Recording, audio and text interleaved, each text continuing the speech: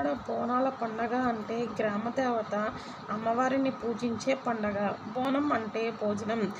దీన్ని కొత్త కుండలో వండి ప్రదర్శనగా వెళ్ళి గ్రామదేవతలకు భక్తి ప్రవర్తనతో సమర్పిస్తారు.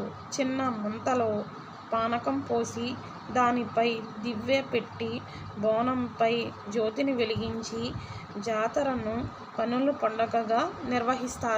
ఇలా బోనం సమర్పించడం వల్ల దేవతలు శాంతించి అంటువ్యాధులు రాకుండా కాపాడుతారని భక్తుల విశ్వాసం.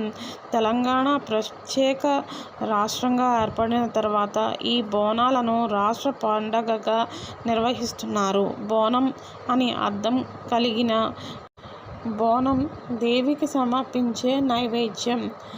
ఈ బోనాన్ని మట్టి, ఇత్తడి, రాగి కుండలలో తమ తలపై పెట్టుకొని డప్పులతో దేవి గుడికి తీసుకెళ్తారు మహిళలు. మైసమ్మ, పోచమ్మ, ఎల్లమ్మ, పెద్దమ్మ, పోలేరమ్మ ఈ గ్రామ దేవతల గుళ్లను ఎంతో సుందరంగా అలంకరిస్తారు.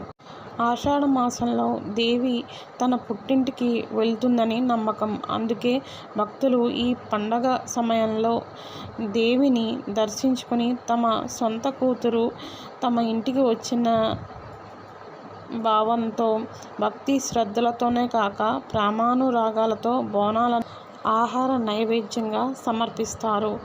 ఒక దున్నపోతును బలిచ్చేవారు. నేడు దున్నపోతుకు బదులుగా కోడి పుంజులను బలి ఇవ్వడం ఆనవాయితీగా మారింది.